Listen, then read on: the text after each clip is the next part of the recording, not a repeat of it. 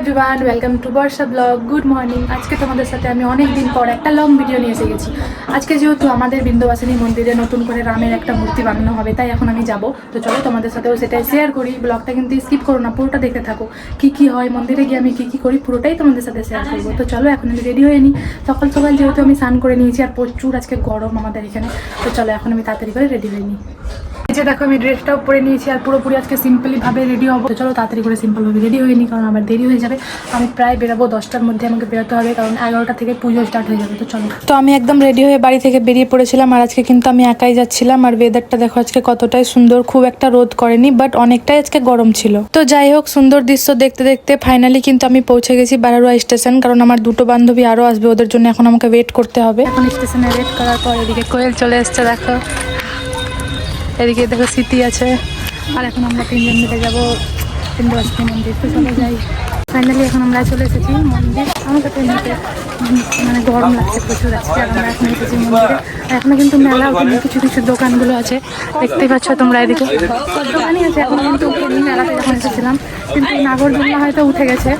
তো চলো মন্দিরের উপরে যাওয়া যায়। এখন আমরা মন্দিরের সিঁড়ি দিয়ে উপরে যাচ্ছি। আর আজকে মন্দির আসার বিশেষ কারণ হচ্ছে, আজকে আমাদের মন্দিরে ভূমি পূজন করা হবে, মানে যেটা মূর্তি বানানো হবে ওটার জন্যই কিন্তু আজকে পুজোটা হচ্ছে। চলে এসেছি, এদিকে এখন ভূমি পূজন করা হচ্ছে, দেখতেই পাচ্ছ তোমরা।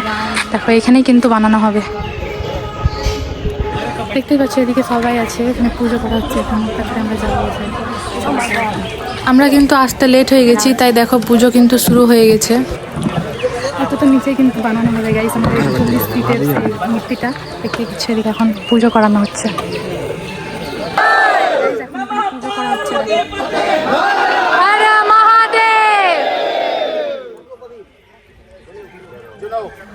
তো কিছুক্ষণ পুজো দেখতে দেখতে কিন্তু পুজো পুরোপুরিভাবে সম্পূর্ণ হয়ে যায়, আর এখনও যা যা নিয়ম আছে সেগুলো দেখো করে নিচ্ছিল। আর এই যে ঠাকুরটা এখন লাল কাপড় দিয়ে বাঁধা আছে, ওর মুখটা কিন্তু এখন খোলা হবে। তো চলো তোমাদেরকেও দেখাচ্ছি।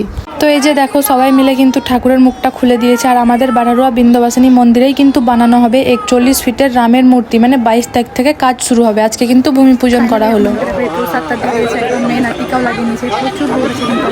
দেখো লাড্ডুটা কতটাই বড়,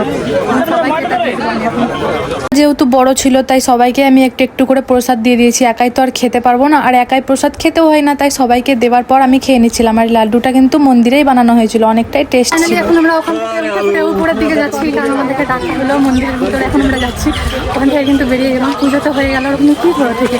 আর এতটাই আজকে গরম গাইস, কি বলবো তোমাদের আমি। দেখো এখন আমরা উপরে চলে এসেছি। দেখো দেখো প্রচুর গরম গাইস, আমাদেরকে আজকে ঠাকুর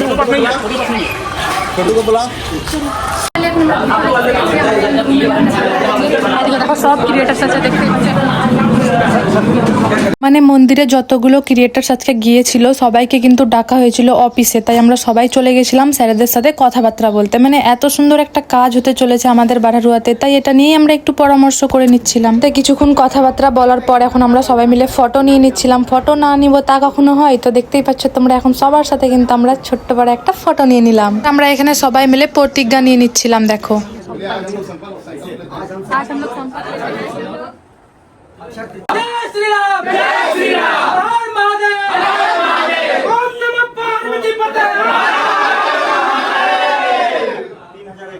তো কিছুক্ষণ কথাবার্তা হওয়ার পর এখন আমরা বেরিয়ে গেছি, আর এখন আমরা যাচ্ছি চাট খাওয়ার জন্য। তা করতে দেখি সন্তোষ ভাইয়া, সাহেবগঞ্জ ক্রিয়েটার আর কেডিএস, ওরা তিনজন মিলে চলে এসেছে। ওরা কিন্তু অনেকটাই লেট হয়ে গেছে, পুজো মুজো শেষ হওয়ার পর ওরা আসছে। তারপর মন্দির থেকে সবাইকে কিন্তু লাড্ডু দেওয়া হয়েছিল। কে দেখো এ তো খেতেই ব্যস্ত। তো যাই হোক, এখন আমরা লাড্ডুটা নিয়ে চলে যাচ্ছি চাটের দোকানে চাট খাওয়ার জন্য। তো আমরা যতজন ছিলাম সবাই কিন্তু পৌঁছে গেছি চাটের দোকানে। সেই দোকানটা কিন্তু মন্দিরেই আছে। তোমরা কে কে এসছো এখানে, কে কে চাট খেয়েছো অবশ্যই কমেন্ট করিও। তা করতে করতে দেখো আমাদের চাটও চলে এসেছে গরম গরম। তো চলো আমরা এখন সবাই মিলে খেয়ে নিই প্রচুর জোরে, যেহেতু খিদে পেয়েছে, সকাল থেকে কিছুই খাইনি। তো চাট খাওয়ার পর এখন আমরা সবাই মিলে যাচ্ছি বড় বজরংবলির কাছে। আর আজকে যেহেতু সব ক্রিয়েটার্স একসাথে, তাই অনেকটাই আমরা আজকে মজা করেছি। ভাবিনি যে সবার সাথে এইভাবে দেখা হবে।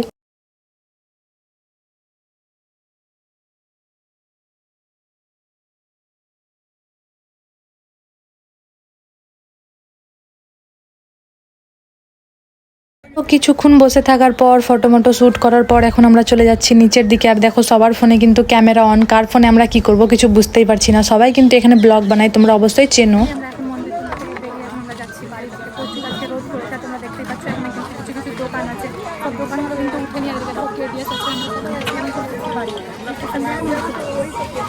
তো সবাইকে বাই বাই করে আমি এখন উঠে পড়েছি বাড়ি যাওয়ার জন্য টোটোতে। তো বাড়ি যাওয়ার সময় দেখি আমি এই পুকুরটাতে অনেকটাই পদ্ম ফুল হয়েছিল। তোমরা কে কে জানো এটা কোথায় আছে আমাকে কমেন্ট করে জানাও। তো যাই হোক, আমি কিন্তু টোটো থেকে নেমে গেছি আর আমার বাড়ি কিন্তু আর কিছুটা দূরেই আছে। ফাইনালি আমি মন্দির থেকে বাড়ি চলে এসেছি আর আমার কিন্তু কিছু ভালো লাগছে না, কারণ প্রচুর আজকে গরম। তাই তাড়াতাড়ি করে নিজের ড্রেস চেঞ্জ করে ফেস মেস ধুয়ে একদম চলে এসেছি রুমে।